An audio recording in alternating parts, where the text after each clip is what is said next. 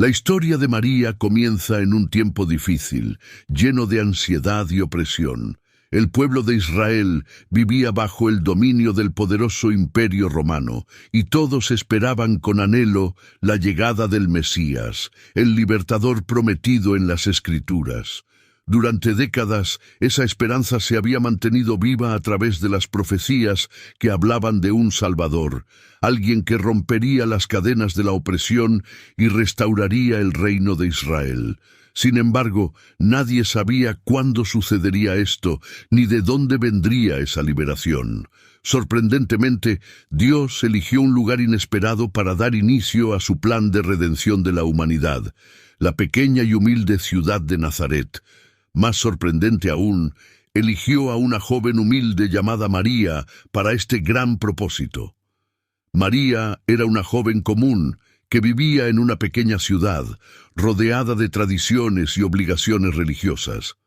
Estaba prometida en matrimonio a José, un carpintero también humilde. Su vida transcurría tranquilamente, basada en la fe y la obediencia a los preceptos de su religión. Pero lo que María no sabía era que su vida estaba a punto de cambiar para siempre. En un día que parecía ser como cualquier otro, algo extraordinario sucedió. El cielo tocó la tierra en la casa de María.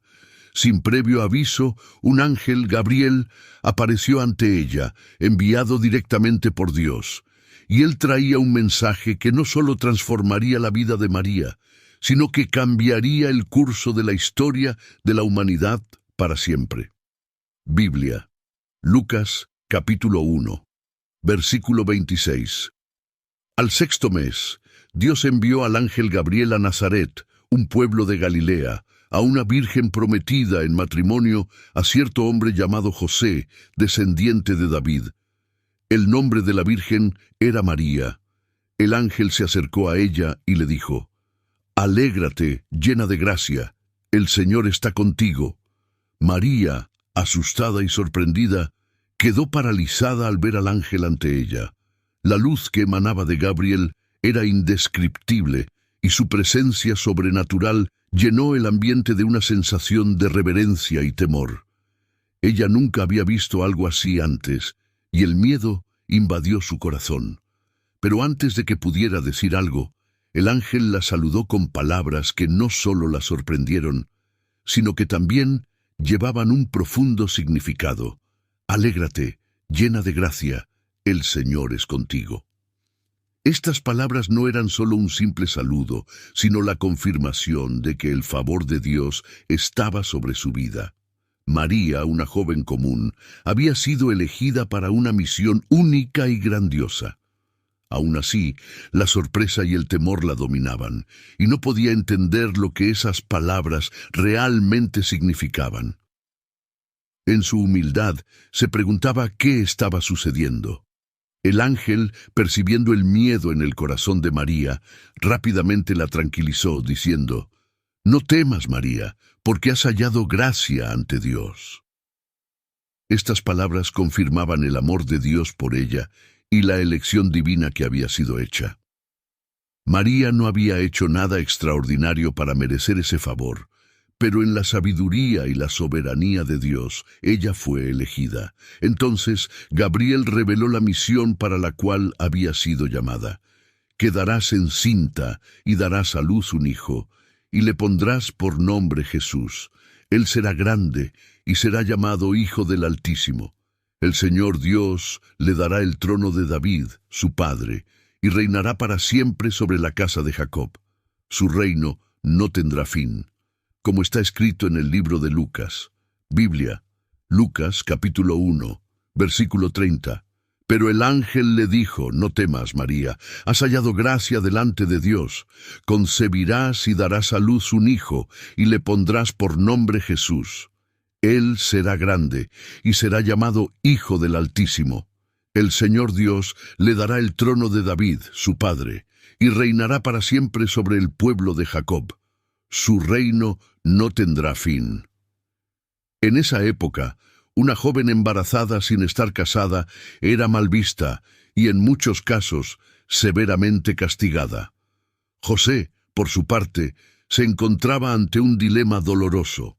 Inicialmente, no había recibido la misma revelación que María, y al descubrir el embarazo, la angustia seguramente lo invadió.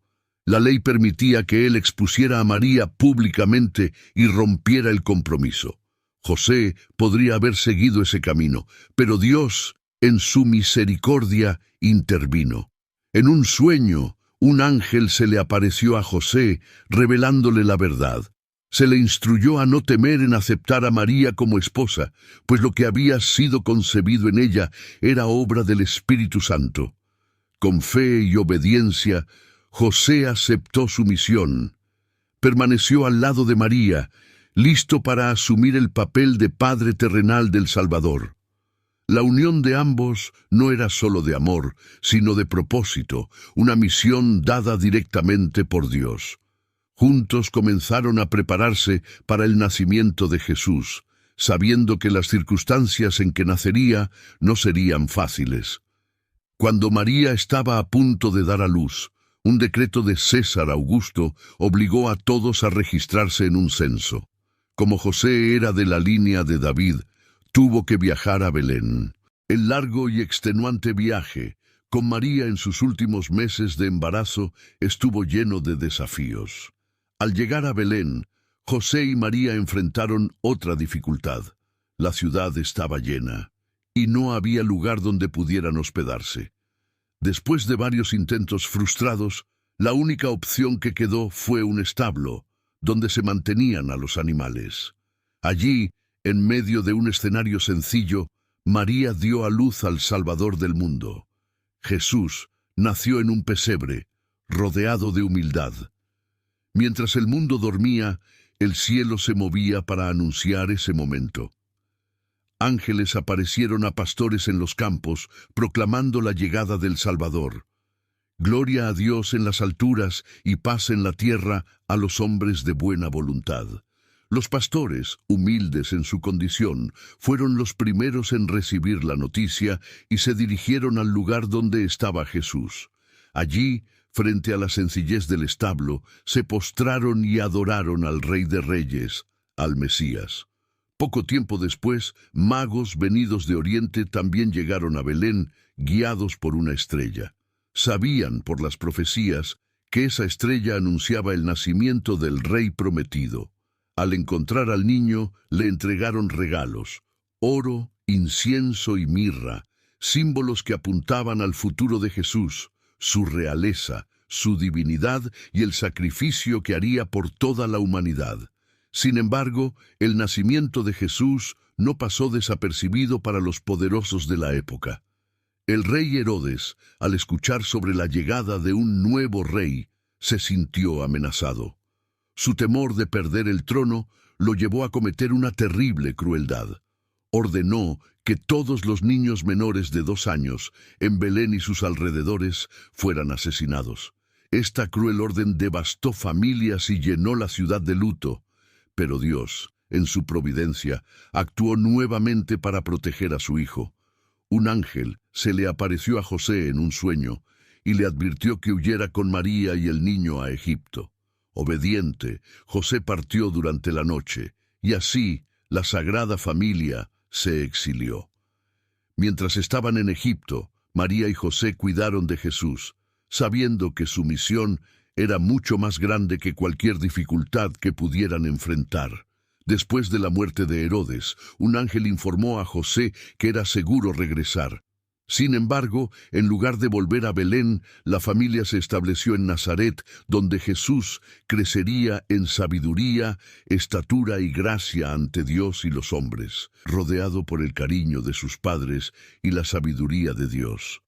Nazaret sería el escenario donde el Hijo de Dios viviría la mayor parte de su infancia y juventud. La vida en Nazaret era tranquila, típica de una ciudad interiorana. José continuaba su trabajo como carpintero y María cuidaba de la casa y del joven Jesús. Aunque para los vecinos eran una familia común, María sabía que había algo muy especial en el hijo que había llevado en su vientre. Cada día al lado de Jesús era una oportunidad para ver el plan de Dios desplegarse. Desde joven, Jesús demostraba una inteligencia y sensibilidad que iban más allá de su edad. Observaba el mundo que lo rodeaba con atención, absorbiendo las lecciones de la vida sencilla, pero también reflexionando profundamente sobre cuestiones espirituales. A medida que Jesús crecía, su relación con Dios se fortalecía. No era solo un niño obediente, sino alguien que ya cargaba una conexión especial con el Padre. Por su parte, María y José se dedicaban a criarlo con amor y cuidado, pero siempre con la conciencia de que él tenía una misión grandiosa esperándolo.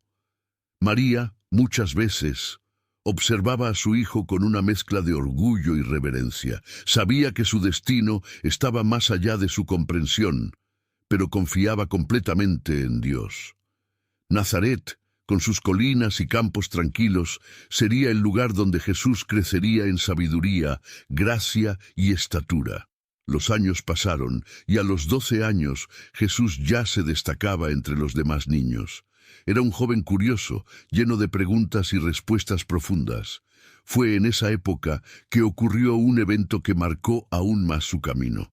Durante un viaje a Jerusalén para la fiesta de la Pascua, Jesús se separó de sus padres. María y José, angustiados, lo buscaron durante 3 días, hasta que lo encontraron en el templo, debatiendo con los maestros de la ley. Su sabiduría sorprendía a todos los que lo escuchaban. Al ser cuestionado por María sobre el motivo de su ausencia, Jesús respondió con tranquilidad: ¿Por qué me buscaban? ¿No sabían que debía estar en la casa de mi Padre? Esa respuesta, aunque incomprensible para muchos, hizo que María reflexionara aún más sobre el papel de Jesús. Guardó esas palabras en su corazón, sabiendo que había mucho más por revelarse. A partir de ese momento, Jesús volvió con ellos a Nazaret y vivió obediente a sus padres, mientras continuaba desarrollándose como hombre y como hijo de Dios. María, aunque sabía que la misión de su hijo estaba más allá de la vida cotidiana, lo trataba con todo el cariño y la dedicación que una madre podía darle. Lo enseñaba, lo guiaba, y en su interior sentía que grandes cosas estaban por venir. En la tranquilidad de Nazaret, Jesús continuó creciendo. Aprendió el oficio de José, convirtiéndose también en carpintero, trabajando con sus manos y sirviendo a la comunidad local. La simplicidad de su vida contrastaba con el peso de su misión, pero cada momento era una preparación. Ayudaba a los vecinos, reparaba muebles, construía y arreglaba, siempre con una mirada serena y una palabra de sabiduría. Poco a poco, su reputación como alguien especial se extendía por la ciudad. Aunque muchos lo veían solo como el hijo de María y el carpintero de Nazaret, aquellos que lo conocían de cerca sabían que había algo diferente en Jesús. María, a lo largo de los años, vio a su hijo transformarse de niño a hombre. No solo lo observaba crecer físicamente, sino que veía la profundidad espiritual que él llevaba consigo. Todos los días recordaba las palabras del ángel Gabriel, de los pastores en Belén, de los magos de Oriente y de la huida a Egipto. Cada uno de esos momentos mostraba que Dios estaba con ellos, guiándolos en cada paso. A los 30 años, el tiempo de preparación de Jesús en Nazaret llegó a su fin. Él sabía que el momento de iniciar su misión había llegado, el propósito para el cual había sido enviado desde el principio, pero antes de comenzar a predicar, enseñar y realizar milagros, un evento marcaría el inicio de su ministerio público: el bautismo por Juan el Bautista, su primo, quien preparaba el camino para el Mesías. Juan el Bautista era una figura peculiar, vestido con ropa hecha de piel de camello y alimentándose de langostas y miel silvestre, predicaba en el desierto de Judea con un mensaje fuerte: arrepentimiento. Multitudes venían de todas partes para escucharlo y ser bautizadas en el río Jordán. Juan era un verdadero profeta, y su voz alcanzaba valles y montañas, llamando al pueblo de Israel al arrepentimiento y a la preparación para lo que estaba por venir. Sabía que su misión era preparar el camino para alguien mayor, aquel de quien decía: «Yo los bautizo con agua, pero Él los bautizará con el Espíritu Santo». Cuando Jesús se acercó a Juan para ser bautizado, Juan quedó perplejo. Sabía quién estaba ante él y humildemente trató de impedir el bautismo diciendo: «Soy yo quien necesita ser bautizado por ti, y tú vienes a mí». Jesús, con serenidad, respondió: «Deja que así sea por ahora. Conviene que cumplamos toda justicia». Con esas palabras, Juan comprendió que ese era el momento de cumplir el plan de Dios. Y así, en las aguas del Jordán, Jesús fue bautizado. Al salir del agua, algo extraordinario sucedió. El cielo se abrió, y el Espíritu de Dios descendió sobre él en forma de paloma. Al mismo tiempo, una voz del cielo declaró: «Este es mi Hijo amado, en quien me complazco». This episode is brought to you by Indeed. Stop waiting around for the perfect candidate. Instead, use Indeed sponsored jobs to find the right people with the right skills fast. It's a simple way to make sure your listing is the first candidates see. According to Indeed data, sponsored jobs have 4 times more applicants than non-sponsored jobs. So go build your dream team today with Indeed. Get a $75 sponsored job credit at Indeed.com/podcast. Terms and conditions apply. Ese momento marcó el inicio del ministerio de Jesús de una manera grandiosa.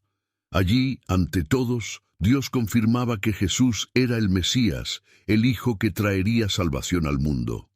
Después del bautismo, Jesús fue conducido por el Espíritu al desierto, donde enfrentaría tentaciones durante 40 días y 40 noches. Ayunó durante todo ese período, preparándose espiritualmente para los desafíos que vendrían. Durante ese tiempo, Satanás trató de desviarlo de su propósito, ofreciéndole poder, gloria y satisfacción inmediata. Pero Jesús, firme en su misión, rechazó cada tentación con la autoridad de la palabra de Dios, respondiendo siempre con las Escrituras.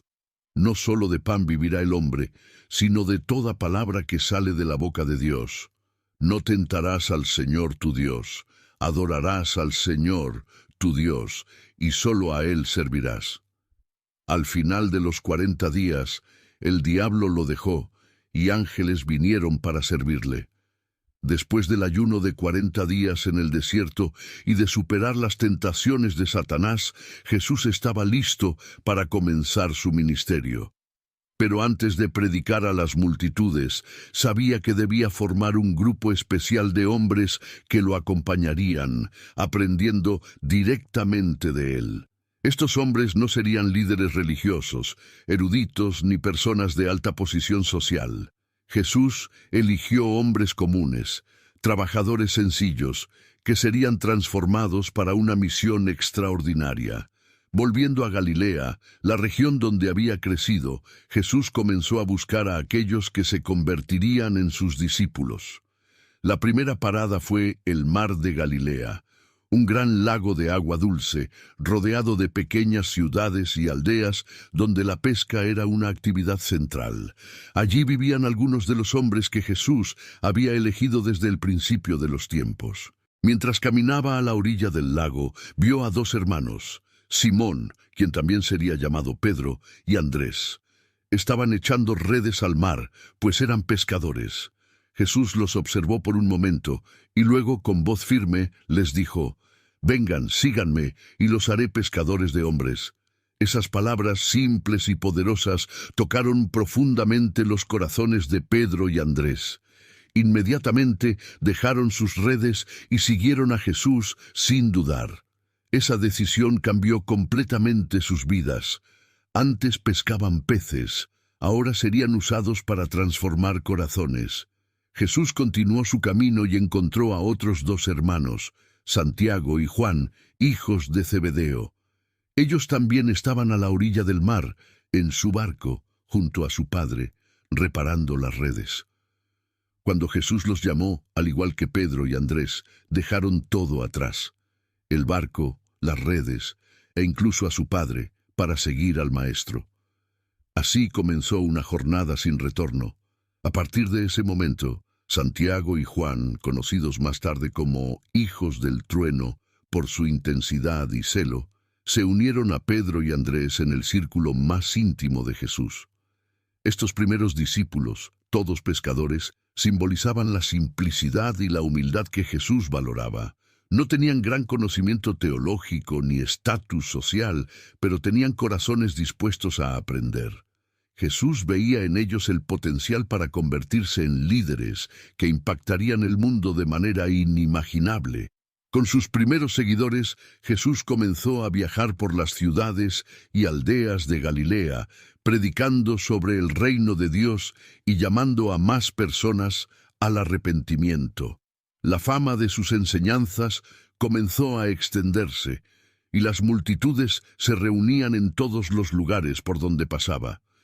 Sin embargo, Jesús aún necesitaba formar su grupo de 12 discípulos, aquellos que caminarían más cerca de él, testigos de sus milagros, oyendo sus enseñanzas y más tarde llevando su mensaje al mundo. En otra ocasión, Jesús encontró a Felipe, un hombre de Betsaida, la misma ciudad de Pedro y Andrés. Al verlo, Jesús simplemente dijo: «Sígueme».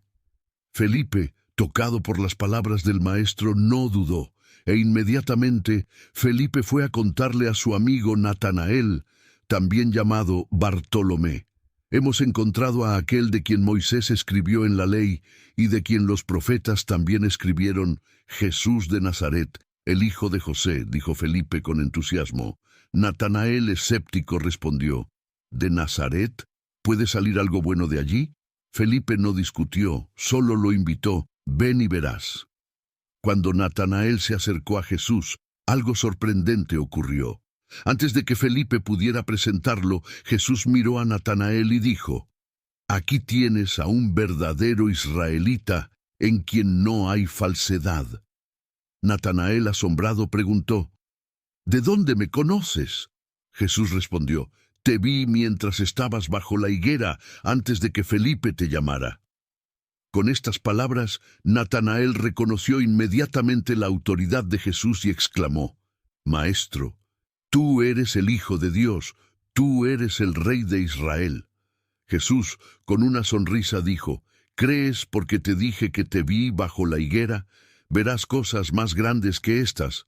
Así, Jesús continuó llamando a sus discípulos uno por uno, formando el grupo que sería fundamental para el cumplimiento de su misión. Entre los viajes y las enseñanzas, también llamó a Mateo, un recaudador de impuestos. Mateo, o Leví, estaba sentado en su puesto de recaudación, cobrando tributos a los judíos para el Imperio Romano, lo que lo convertía en una figura despreciada por la sociedad judía. Pero Jesús no se preocupaba por el estatus o la reputación de Mateo. Vio el potencial en su corazón. Al pasar junto a su mesa, Jesús simplemente dijo: «Sígueme». Y para sorpresa de muchos, Mateo dejó todo, su recaudación, su riqueza y su posición, y siguió a Jesús. Este llamado fue impactante para muchos. ¿Cómo podía un hombre santo como Jesús elegir a un recaudador de impuestos, visto como un traidor de su propio pueblo, para ser su discípulo?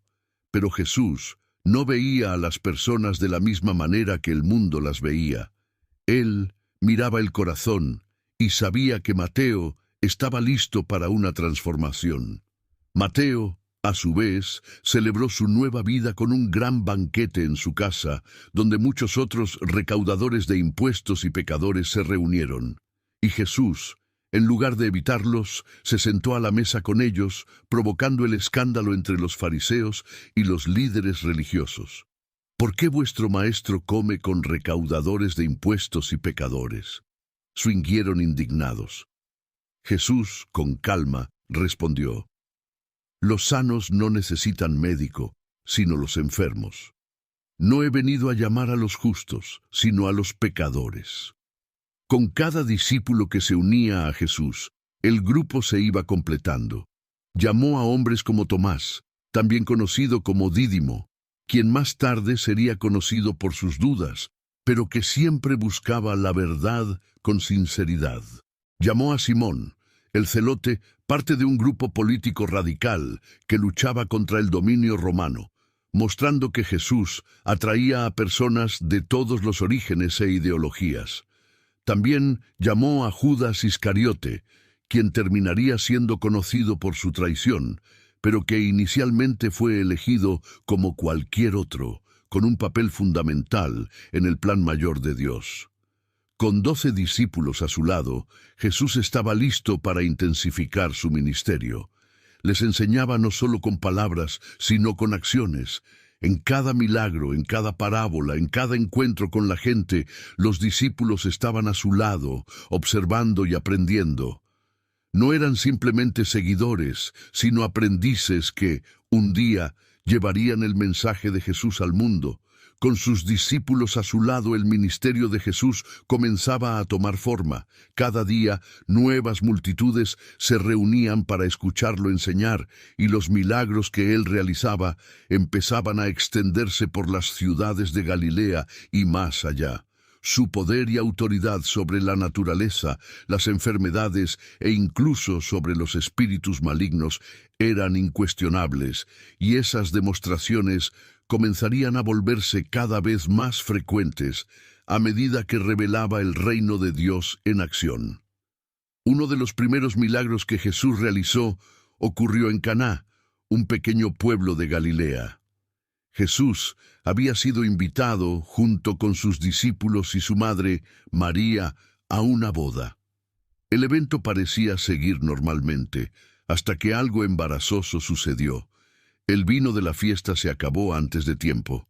En la cultura judía, la falta de vino en una boda era una gran fuente de vergüenza para los novios, algo que marcaría la reputación de la familia por años.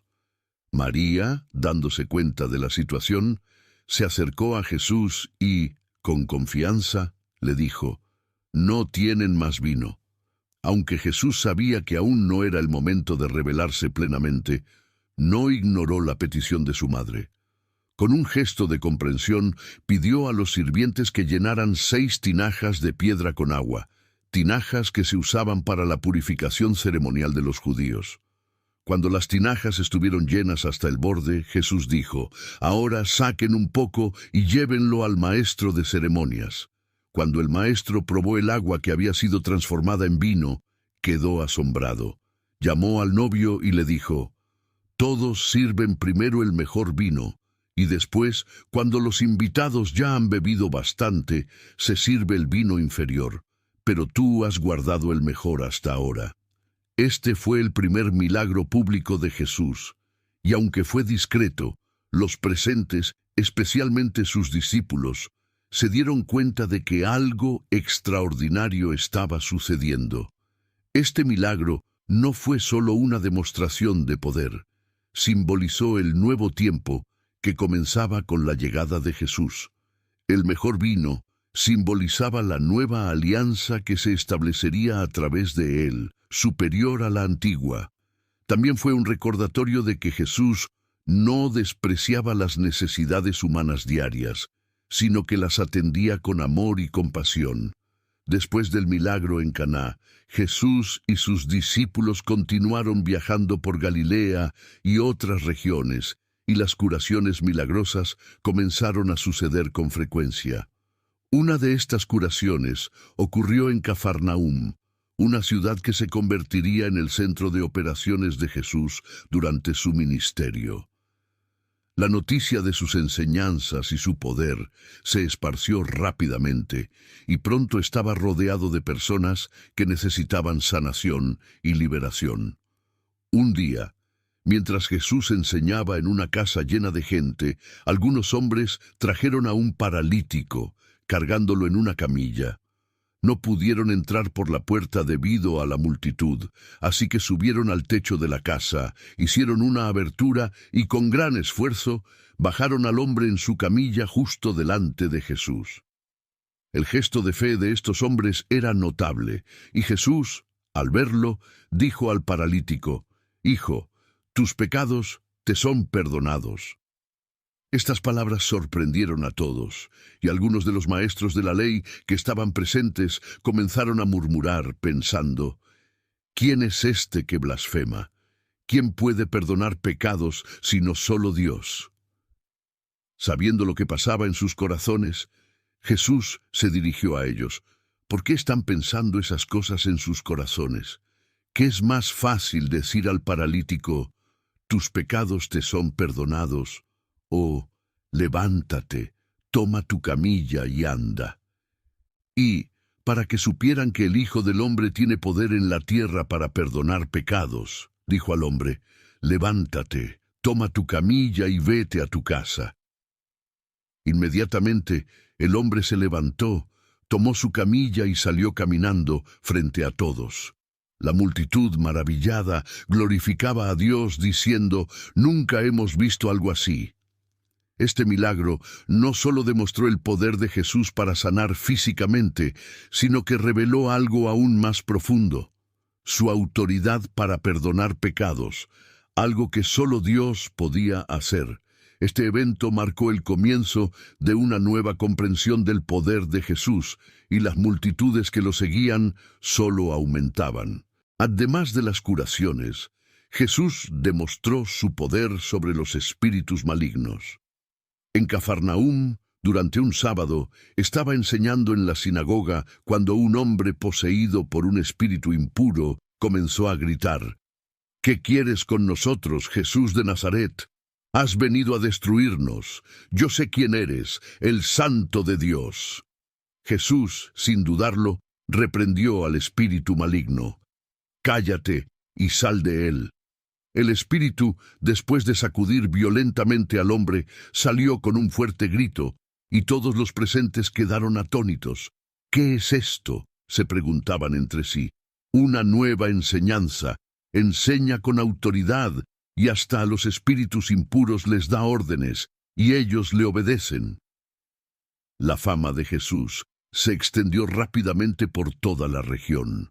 Sus palabras llevaban una autoridad que nunca antes habían visto, y sus acciones confirmaban que no era simplemente un predicador o profeta común. Él tenía poder sobre la enfermedad, el pecado y hasta los demonios. Jesús estaba trayendo la realidad del reino de Dios a la tierra, y nadie podía negar que algo nuevo estaba sucediendo. Con cada milagro, la fe de los discípulos de Jesús se fortalecía. Ellos presenciaban el poder de su Maestro de primera mano, y poco a poco comenzaban a comprender que estaban ante alguien mucho más que un gran maestro. Él era, de hecho, el Hijo de Dios, enviado para transformar el mundo. Pero los milagros de Jesús no terminaban ahí. La sanación física era solo una parte de su misión. Él vino para sanar el corazón, liberar a los oprimidos y traer una nueva esperanza a la humanidad. Y a medida que avanzaba en su ministerio, los milagros se volverían más intensos, llevando a las multitudes a preguntarse: ¿quién es este que hasta el viento y el mar le obedecen? La historia del ministerio de Jesús apenas comenzaba, y los mayores hechos aún estaban por venir. Con cada milagro que Jesús realizaba, su fama se extendía por toda Galilea, Judea e incluso en las regiones vecinas. Las multitudes crecían cada día, siguiéndolo donde quiera que fuera, buscando sanación, liberación y respuestas para sus problemas. Sin embargo, con esa popularidad también venían las miradas desconfiadas y la resistencia de los líderes religiosos, los fariseos y los maestros de la ley. Lo que comenzó como admiración y curiosidad, pronto se transformaría en hostilidad, ya que las acciones de Jesús confrontaban directamente el sistema rígido y legalista que ellos habían establecido. Uno de los milagros que más llamó la atención fue la sanación de un hombre con la mano atrofiada. Un día, Jesús estaba enseñando en una sinagoga, y entre la multitud había un hombre cuya mano estaba deformada e inutilizada.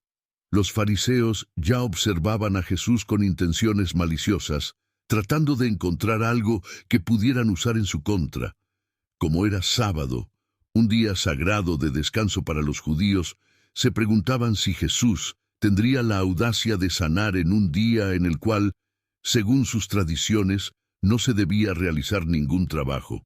No sabían que para Jesús el amor y la compasión superaban cualquier formalidad religiosa. Sabiendo exactamente lo que los fariseos estaban pensando, Jesús llamó al hombre al frente de todos y le hizo una pregunta directa. ¿Es lícito en sábado hacer el bien o hacer el mal, salvar una vida o destruirla? El silencio se apoderó de la sinagoga. Nadie se atrevió a responder. Con una mirada que mostraba su indignación por la dureza de los corazones a su alrededor, Jesús dijo al hombre: «Extiende tu mano». Y en ese mismo instante su mano fue restaurada por completo. Los fariseos estaban furiosos. Para ellos, Jesús no solo había faltado el respeto a sus tradiciones, sino que también había expuesto públicamente sus fallos. Comenzaron a conspirar sobre cómo podrían destruirlo, ya que veían en Jesús una amenaza para su control sobre el pueblo. Cada milagro, cada sanación, cada palabra que él decía, sacudía el sistema religioso que habían erigido con tanto celo. Pero a Jesús no le preocupaba la opinión de ellos. Estaba comprometido a cumplir la voluntad de Dios, incluso si eso significaba enfrentar la oposición de los líderes más poderosos de la época, y los milagros continuaban. Un día, en una ciudad cercana, Jesús se encontró con una escena de tristeza y desesperación. Una viuda lloraba la muerte de su único hijo, y el cortejo fúnebre seguía camino al entierro. Jesús, al ver a la mujer, se conmovió profundamente, se acercó al féretro y, sorprendiendo a todos, tocó el ataúd. El cortejo se detuvo de inmediato. Con autoridad, Jesús habló: «Joven, a ti te digo, levántate». En ese mismo instante, el joven se levantó y comenzó a hablar, y Jesús lo entregó a su madre. Las personas que presenciaron aquello quedaron atónitas y llenas de temor, glorificando a Dios y diciendo: «Un gran profeta ha surgido entre nosotros. Dios ha visitado a su pueblo». Milagros como ese, la resurrección de los muertos, sanaciones de enfermedades incurables y la expulsión de demonios no solo atraían multitudes, sino que también molestaban profundamente a los fariseos y saduceos. Veían que la influencia de Jesús estaba creciendo y, con ello, el poder que ellos tanto valoraban estaba siendo amenazado. La gente comenzaba a cuestionar las tradiciones rígidas y los rituales vacíos, algo que los líderes religiosos no podían tolerar. Jesús estaba exponiendo su verdadera naturaleza, una religiosidad vacía, sin misericordia. La tensión entre él y los líderes religiosos solo aumentaba, y ahora, además de sanar físicamente, Jesús estaba sanando espiritualmente, ofreciendo el perdón de Dios directamente a las personas, algo que los fariseos jamás podrían hacer.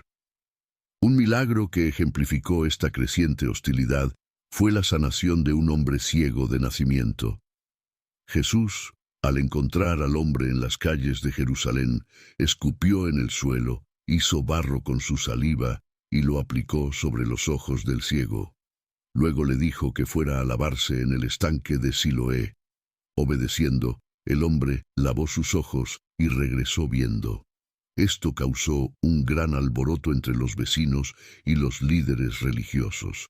Los fariseos, una vez más, trataron de desacreditar a Jesús, interrogando al hombre repetidamente, buscando una manera de negar el milagro.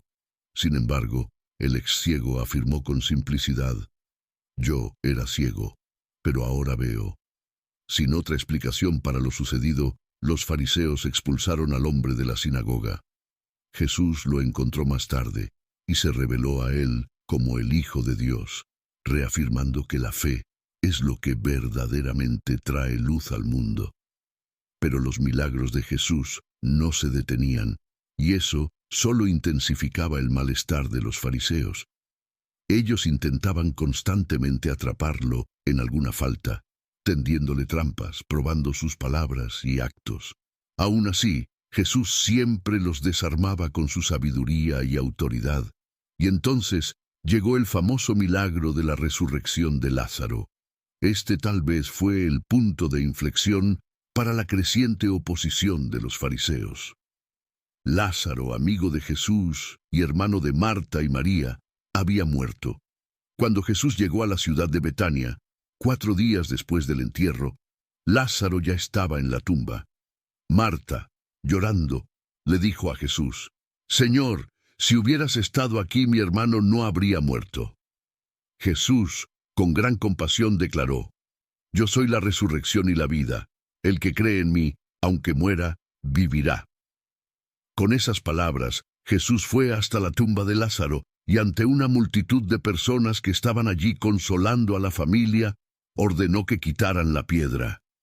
Entonces clamó en alta voz: «Lázaro, sal fuera». Y para asombro de todos, Lázaro salió, todavía envuelto en los lienzos funerarios. Ese milagro extraordinario no podía ser negado. Era la prueba final de que Jesús tenía poder sobre la muerte. Las multitudes glorificaron a Dios y muchos creyeron en Él. Sin embargo, ese fue el momento en que los fariseos y otros líderes religiosos se dieron cuenta de que debían actuar. Temían que, si Jesús continuaba, pronto toda la nación lo seguiría, y eventualmente eso traería la ira de los romanos sobre ellos, poniendo en riesgo sus posiciones de poder. A partir de ese día, los fariseos comenzaron a planear abiertamente la muerte de Jesús. La resurrección de Lázaro fue el milagro que encendió la chispa final de la conspiración que llevaría a la crucifixión. Con la resurrección de Lázaro, los milagros de Jesús alcanzaron un nivel que nadie podía ignorar. La autoridad que él demostraba sobre la vida y la muerte causaba un profundo impacto en las multitudes y provocaba aún más hostilidad en los líderes religiosos. A pesar de las amenazas y la creciente conspiración de los fariseos, Jesús continuaba caminando hacia el cumplimiento de su misión, realizando milagros que no solo tocaban los cuerpos de las personas, sino también sus almas. La siguiente gran escena que marcó el ministerio de Jesús sucedió en Jericó. Mientras pasaba por la ciudad, una enorme multitud se reunió a su alrededor. Entre las voces y los gritos de las personas que intentaban llamar la atención del Maestro, una voz destacó, desesperada y llena de fe. Era Bartimeo, un ciego que vivía pidiendo limosna al borde del camino. Cuando se enteró de que Jesús estaba pasando, comenzó a gritar: «Jesús, hijo de David, ten misericordia de mí». Muchas personas intentaron silenciarlo, diciéndole que se callara, pero Bartimeo no desistió. Gritó aún más fuerte, creyendo que esa era su oportunidad de cambiar su vida. Jesús, al escuchar su clamor, se detuvo y pidió que lo trajeran. Al acercarse, Jesús le preguntó: «¿Qué quieres que te haga?». Bartimeo, sin dudar, respondió: «Maestro, que recobre la vista». Y Jesús, con compasión, dijo: «Vete, tu fe te ha salvado». Inmediatamente, Bartimeo recuperó la vista y comenzó a seguir a Jesús por el camino, glorificando a Dios. Este milagro no solo restauró la vista de Bartimeo, sino que también evidenció que la fe es lo que realmente mueve el poder de Dios. Poco después, Jesús entró en otra situación que sorprendería a todos.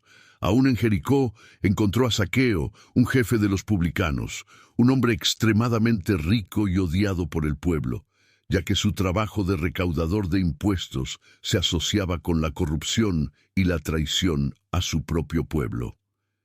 Zaqueo, siendo de baja estatura, no podía ver a Jesús debido a la multitud, así que subió a un sicómoro para tener una mejor vista. Cuando Jesús pasó por allí, miró hacia arriba y al ver a Zaqueo le dijo: «Zaqueo, baja pronto, porque hoy debo quedarme en tu casa». Zaqueo bajó rápidamente y con alegría recibió a Jesús en su casa. Esto provocó murmullos entre la gente, ya que para muchos Jesús estaba entrando en la casa de un pecador. Pero Zaqueo, profundamente tocado por la presencia de Jesús y la gracia que él le concedió, se levantó y dijo: «Señor, doy la mitad de mis bienes a los pobres, y si en algo he defraudado a alguien, se lo devuelvo cuadruplicado». Jesús, sonriendo, declaró: «Hoy ha llegado la salvación a esta casa, porque éste también es hijo de Abraham, pues el Hijo del Hombre vino a buscar y a salvar lo que se había perdido». Con este acto, Jesús demostraba que su misión era para todos, incluso para aquellos que la sociedad despreciaba y consideraba irremediablemente perdidos. No estaba interesado en juicios superficiales. Su mirada penetraba en el corazón de las personas, ofreciéndoles una segunda oportunidad, una oportunidad de redención y transformación. Los días pasaban, y el conflicto con los fariseos y saduceos se intensificaba. Cada enseñanza de Jesús desafiaba sus prácticas vacías y la hipocresía de su sistema religioso. Esto fue particularmente evidente cuando Jesús sanó a una mujer que sufría de una enfermedad desde hacía 18 años. Estaba encorvada y no podía enderezarse, lo que la convertía en objeto de desprecio e indiferencia. Cierto sábado, mientras Jesús enseñaba en la sinagoga, la vio y, movido por la compasión, le dijo: «Mujer, quedas libre de tu enfermedad». Puso sus manos sobre ella y al instante se enderezó, alabando a Dios. Pero el jefe de la sinagoga, un hombre rígido en las tradiciones, se indignó porque Jesús había sanado en sábado. Le dijo a la multitud: «Hay 6 días en los que se debe trabajar. Vengan esos días para ser sanados, y no en sábado». Jesús, sabiendo de la dureza de su corazón, respondió: «Hipócritas, ¿no desata cada uno de ustedes su buey o su asno del pesebre en sábado para darle agua? Entonces, esta mujer, hija de Abraham, a quien Satanás ha tenido atada por 18 largos años, ¿no debería ser liberada de su prisión en sábado?». Sus palabras silenciaron a sus críticos, y la multitud se alegraba por todos los hechos gloriosos de Jesús. La oposición de los fariseos, sin embargo, no disminuía. Al contrario, sus corazones se endurecían aún más, y ahora, en lugar de simplemente observar, comenzaban a tender trampas. Intentaban hacer preguntas complicadas para que Jesús se contradijera o dijera algo que pudieran usar en su contra. En una de esas ocasiones, trajeron a una mujer sorprendida en adulterio, esperando que Jesús violara la ley de Moisés, que prescribía el apedreamiento para tal pecado. Le dijeron a Jesús: «Maestro, esta mujer ha sido sorprendida en flagrante adulterio. En la ley, Moisés nos ordena apedrear a tales mujeres. ¿Tú qué dices?». La intención era ponerlo en una posición donde cualquier respuesta parecería condenatoria. Si decía que la apedrearan, perdería el apoyo del pueblo, que lo veía como un maestro de misericordia. Si decía que no la apedrearan, estarían listos para acusarlo de ir en contra de la ley. Jesús, sin embargo, no respondió inmediatamente. Se inclinó y comenzó a escribir en el suelo con el dedo. Después de un tiempo, se levantó y dijo: «Aquel de ustedes que esté sin pecado, que sea el primero en arrojar una piedra». Las palabras de Jesús llegaron al corazón de todos allí. Uno por uno, los acusadores comenzaron a irse, comenzando por los más ancianos, hasta que nadie quedó, excepto Jesús y la mujer. Entonces la miró y le dijo: «Mujer, ¿dónde están tus acusadores? ¿Ninguno te ha condenado?». Ella respondió: «Ninguno, Señor». Y Jesús, con ternura, le dijo: «Tampoco yo te condeno. Vete y no peques más». Esa escena revelaba, una vez más, la misericordia y la sabiduría de Jesús. No ignoraba el pecado, pero ofrecía una nueva oportunidad de vida. Sin embargo, cada uno de estos actos de compasión, cada milagro, cada palabra de sabiduría, provocaba aún más ira en los fariseos y saduceos. Sentían que estaban perdiendo el control sobre el pueblo. Cada vez más personas comenzaban a creer que Jesús era realmente el Mesías, el Hijo de Dios. A pesar de las amenazas, Jesús seguía adelante, sabiendo que el tiempo se acercaba. Su ministerio estaba a punto de entrar en una nueva etapa. Continuaba enseñando, sanando y mostrando el verdadero carácter de Dios: amor, misericordia y justicia. Y con cada milagro, cada encuentro, más personas eran tocadas, transformadas y liberadas. Los fariseos, por otro lado, se volvían cada vez más impacientes. Sabían que debían actuar rápidamente. El pueblo se volvía hacia Jesús en números mayores de lo que jamás habían visto. Así que comenzaron a sembrar las semillas de la traición. La historia caminaba hacia un desenlace inevitable, pero por el momento, Jesús continuaba extendiendo el reino de Dios, sin temor y con plena conciencia de su destino. El enfrentamiento final se acercaba, pero antes de eso, aún quedaban más personas por sanar, más corazones por tocar y más revelaciones por hacer. El caminar de Jesús no terminaría sin antes dejar una marca imborrable en el corazón de cada persona que lo encontraba. El camino de Jesús hasta ese punto había estado marcado por amor, milagros y enseñanzas, pero también por una creciente tensión con los líderes religiosos y la inminencia de un plan oscuro que se estaba gestando. El momento de la traición estaba cerca y Jesús lo sabía. Era consciente de lo que le aguardaba y la última fase de su misión en la tierra estaba a punto de desarrollarse. Era el momento de despedirse de sus discípulos y prepararse para el sacrificio que cambiaría la historia de la humanidad. En la víspera de su arresto, Jesús se reunió con los 12 discípulos para celebrar la Pascua, una celebración tradicional para los judíos que recordaba la liberación del pueblo de Israel de Egipto. Sin embargo, para Jesús y sus seguidores, esa cena tendría un significado mucho más profundo, pues sería la última vez que estarían juntos antes de su muerte. Mientras estaban reunidos en el cenáculo, una atmósfera de tensión y expectativa llenaba el ambiente. Jesús, con una mirada serena pero cargada de una tristeza silenciosa, comenzó a hablar.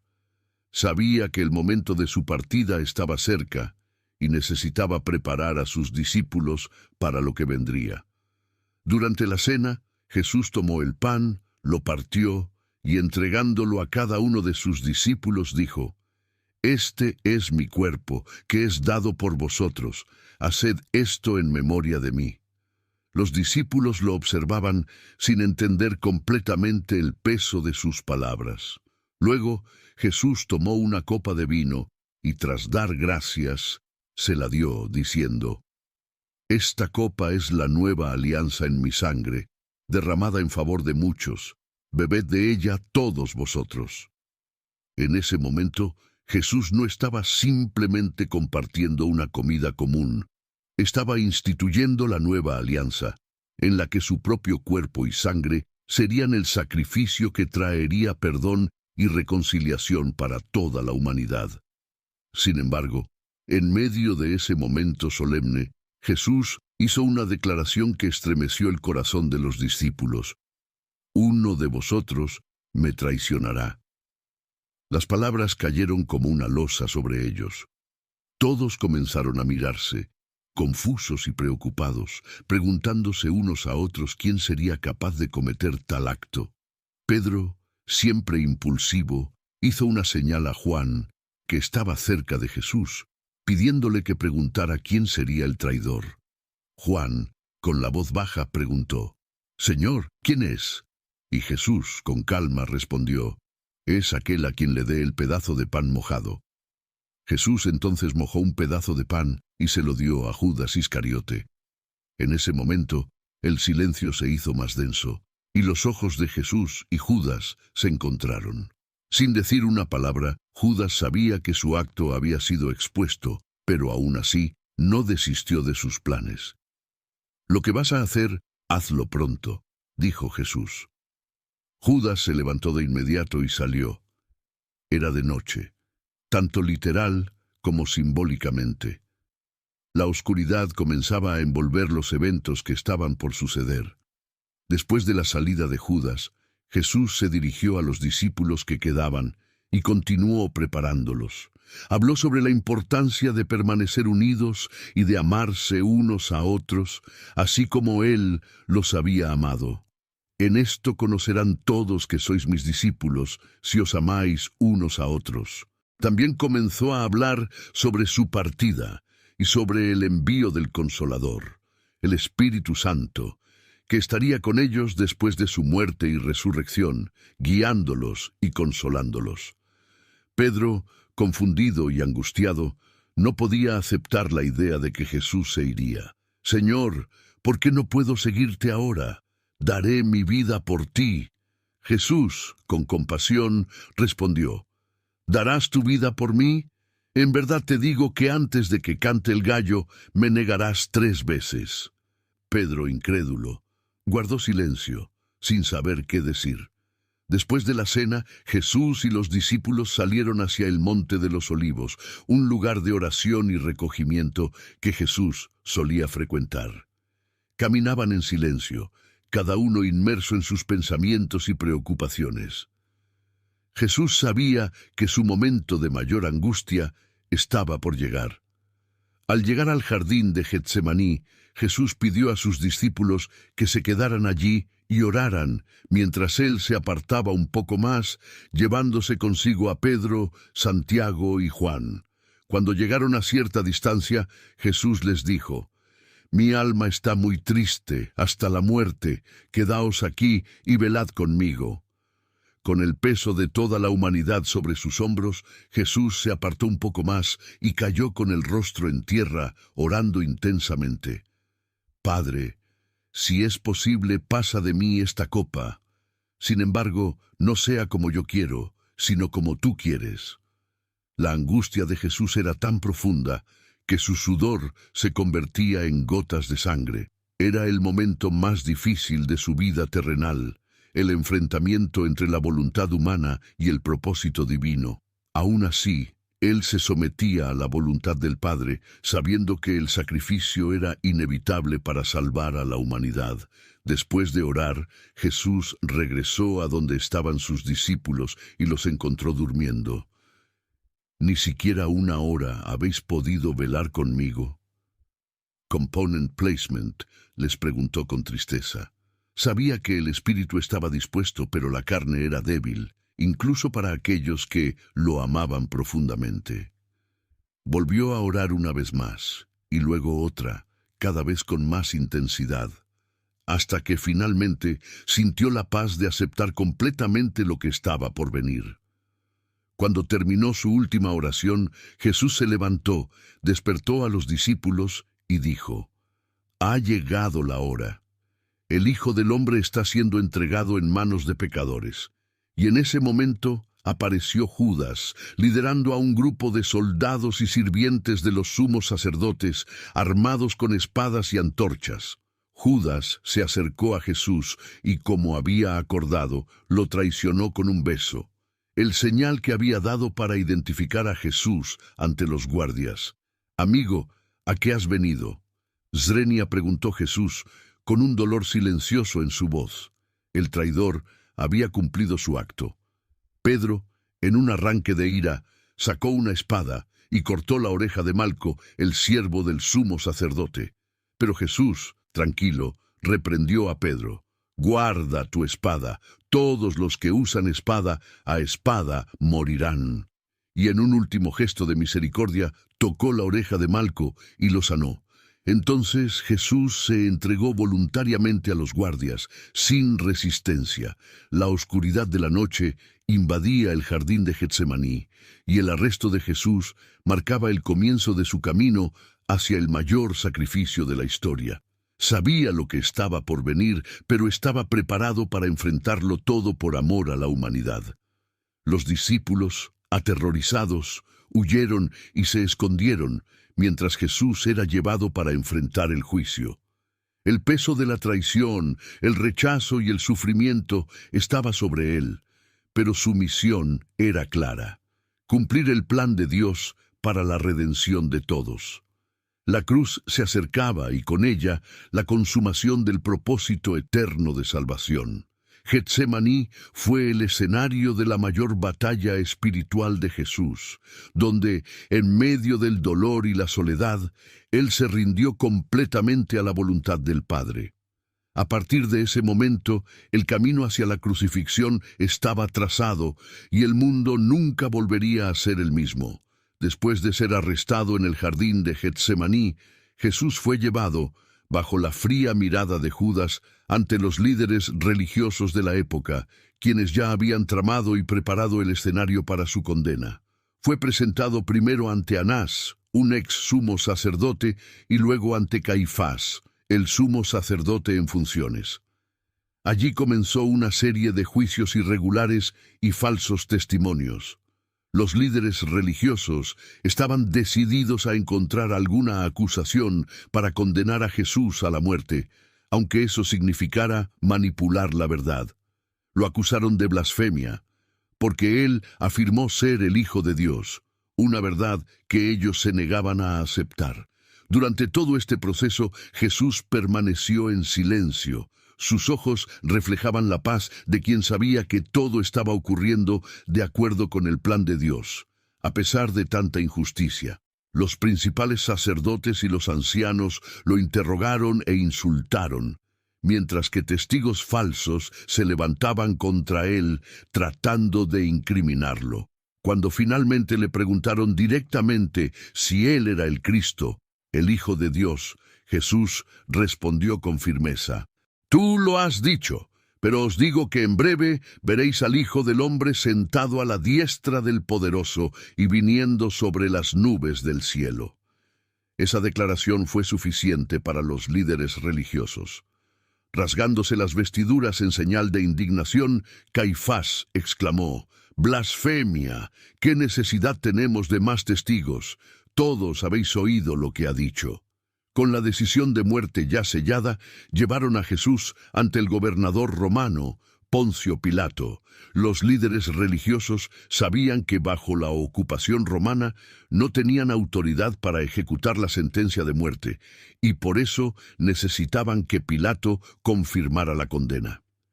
Presentaron a Jesús como alguien que incitaba al pueblo contra Roma, proclamándose rey de los judíos, un delito que sabían llamaría la atención del gobernador. Cuando Pilato se encontró con Jesús, quedó intrigado. No veía en Jesús a un criminal o a alguien que representara una amenaza. Al interrogarlo, Pilato le preguntó: «¿Eres tú el rey de los judíos?». Y Jesús, con serenidad, respondió: «Tú lo dices». Sin embargo, cuando Pilato trató de obtener más respuestas, Jesús permaneció en silencio. Pilato, cada vez más confundido, no veía justificación para la condena y claramente estaba renuente a continuar. Como parte de la costumbre de la Pascua, Pilato intentó una alternativa para liberar a Jesús sin provocar un motín entre el pueblo y los líderes religiosos. Ofreció al pueblo la oportunidad de elegir entre liberar a Jesús o a un notorio criminal, Barrabás, quien había sido encarcelado por rebelión y asesinato. Era una elección que, en la mente de Pilato, parecía obvia. Creía que el pueblo sin duda elegiría liberar a Jesús, quien no representaba ningún peligro. Pero los líderes religiosos, movidos por el odio y el miedo a perder su control, incitaron a la multitud a gritar: «¡Libera a Barrabás!». Pilato, sorprendido por la respuesta, preguntó: «¿Qué haré entonces con Jesús llamado el Cristo?». La multitud, instigada, gritó: «¡Crucifícalo!».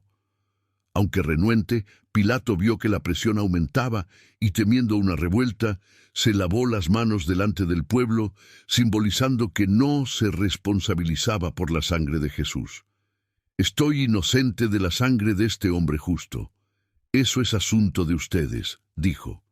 El pueblo, ciegamente manipulado, respondió: «Que su sangre caiga sobre nosotros y sobre nuestros hijos».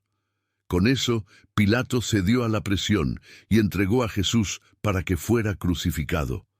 Antes de ser llevado al lugar de la ejecución, Jesús fue brutalmente humillado. Los soldados romanos, conocidos por su crueldad, decidieron divertirse a costa de él. Colocaron un manto escarlata sobre sus hombros y tejieron una corona de espinas, presionándola sobre su cabeza. Las espinas perforaron su piel, haciendo que la sangre corriera por su rostro. Luego le dieron una vara como un falso cetro, burlándose de su realeza. Arrodillándose delante de él en burla, gritaban: «¡Salve, Rey de los judíos!». Y luego lo golpeaban con la vara, escupían en su rostro y lo abofeteaban, aumentando aún más el dolor físico y emocional que Jesús ya cargaba. Después de ese terrible momento de tortura y humillación, Jesús fue llevado fuera de la ciudad, hacia el Gólgota, el lugar de la calavera donde sería crucificado. Cargando la cruz sobre sus hombros heridos, caminaba lentamente, exhausto y debilitado por los azotes y la tortura. La multitud lo seguía, algunos llorando, otros gritando insultos. En medio del camino, viendo que Jesús apenas podía continuar, los soldados obligaron a un hombre, el llamado Simón, que venía de Cirene, a llevar la cruz hasta la cima de la colina. Cuando llegaron al Gólgota, los soldados clavaron a Jesús en la cruz. Sus manos y pies fueron perforados con clavos, y él fue levantado entre el cielo y la tierra, colgado en esa cruz de madera. Los dolores físicos eran insoportables, pero el peso que Jesús cargaba no era solo corporal. Él soportaba la carga del pecado de toda la humanidad.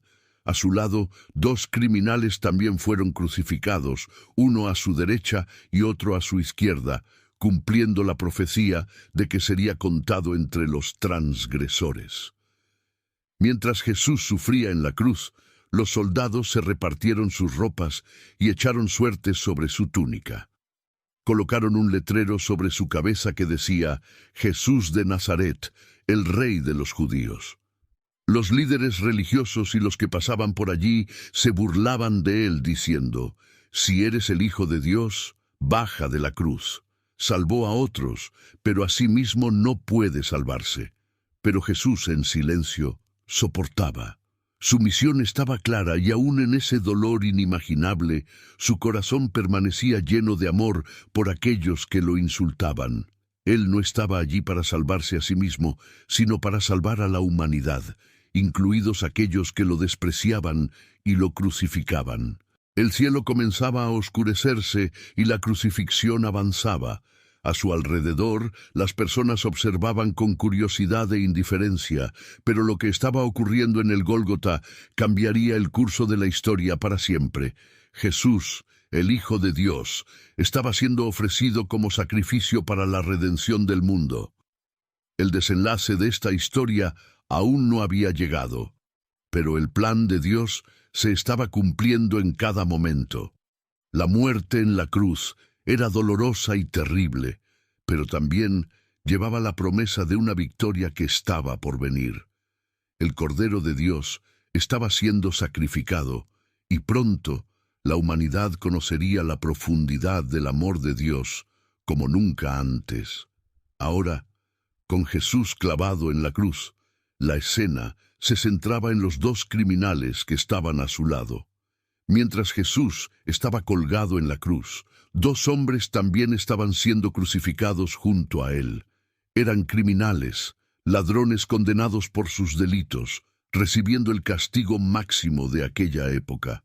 Y ahora, el Hijo de Dios, que nunca cometió ningún pecado, estaba allí en medio de ellos, tratado como si fuera un criminal más. Uno de los ladrones, lleno de amargura y desesperación, miró a Jesús y comenzó a burlarse de él, uniéndose a las voces que lo insultaban. Con una mezcla de dolor y desprecio dijo: «¿No eres tú el Cristo? Sálvate a ti mismo y a nosotros». Era un grito desesperado de alguien que no comprendía lo que realmente estaba ocurriendo, alguien que no podía ver más allá de su propio dolor y sufrimiento. Pero el otro ladrón, del otro lado, sentía algo diferente. Sabía que merecía estar allí. Sabía que sus actos lo habían llevado a ese final. Pero al mirar a Jesús, vio algo que tocó su corazón. Vio la inocencia en el rostro de Jesús, y eso le hizo darse cuenta de que ese hombre no merecía estar sufriendo de la misma manera. Con voz débil, reprendió a su compañero: ¿No temes a Dios,